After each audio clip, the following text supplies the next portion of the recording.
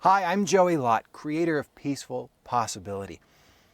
My passion is helping people to discover lives of peace and freedom. And in this video, I'd like to address the question, how long does it take to recover from obsessive-compulsive disorder? In my experience, there are two key factors that determine how long it takes to recover. The first factor is the belief that recovery is truly possible and that it's possible for you. Because you see, in the culture that we live in, I don't need to tell you this, you know that we don't get that message that recovery is truly possible. We don't get that message from our parents or from our schooling or from the television. Instead, we're often left with the message by default that you are alone and you must suffer in this condition, perhaps for the rest of your life, because there is no known cure. But I'm here to tell you that recovery is possible. I believe it, I know it, I see it happening every day, and I experience it in my own life after having suffered tremendously for decades. So the first key component is to believe that recovery is possible. And I'm hoping that I can offer you that right now, to know and trust that recovery is possible for you, no matter how long you've suffered, no matter how intense the suffering has been, it is possible.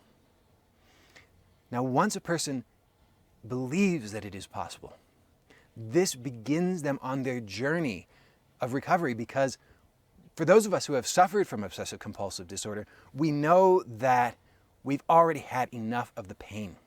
We just didn't know how to change it.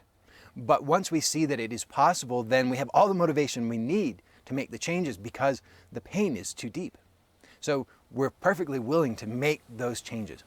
So after we begin that journey, then the next key component that I see in determining how long it takes to recover is the quality of information and support that a person has that they use as they traverse this path of recovery. Now, I was alone, essentially, in my own recovery, and I had to work out a lot of it on my own. Now, some people are blessed to have really wonderful support teams in their lives who can help them with effective strategies and information that allow them to truly discover this peace, power, and freedom that exists within them, so that they get to live lives of peace and freedom.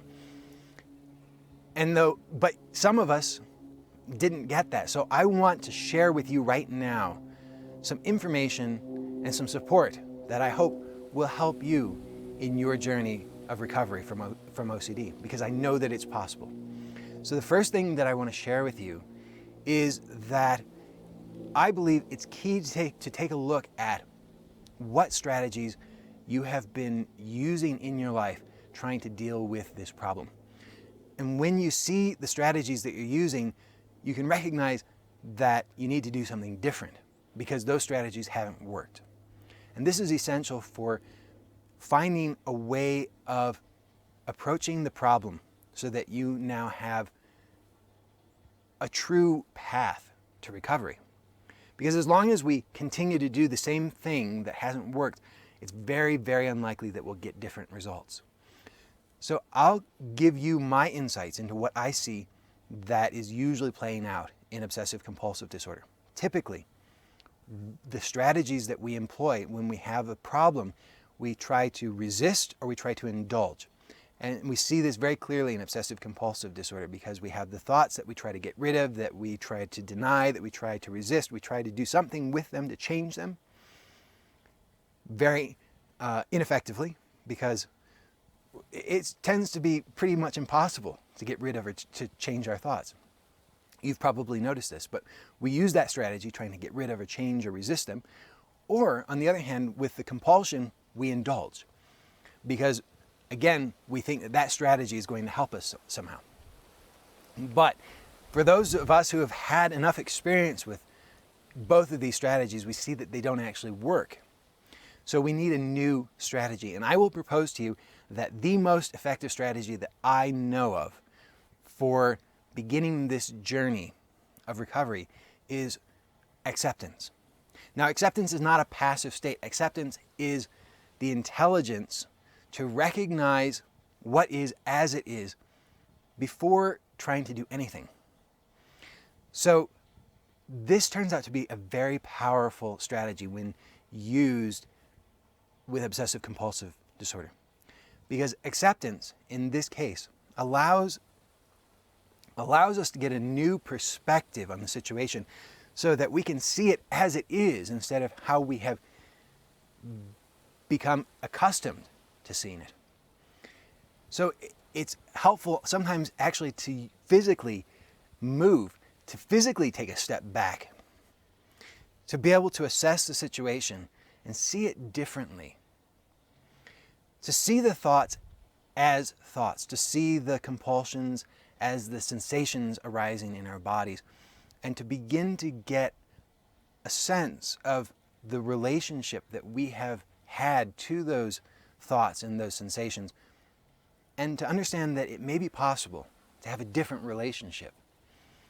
So this is what I believe is the essential awareness or insight that can really transform a person's life and help them begin their journey of recovery. Now, I want to make it clear that it is not easy typically when starting this journey, because we have a habit established of the obsessive-compulsive behavior. And even though we didn't choose that habit, please understand that this is not our fault. This is not your fault. You did not choose this. But nonetheless, this habit has formed over time. And because this habit has formed, like any habit, it can be difficult to change that at first because we're so established in it that we identify with it to some extent. So it can be terrifying to do something different. So please understand that that is likely in the beginning, but the longer that you continue this path of recovery, of acceptance instead of indulgence and resistance, the easier it gets because the better it feels.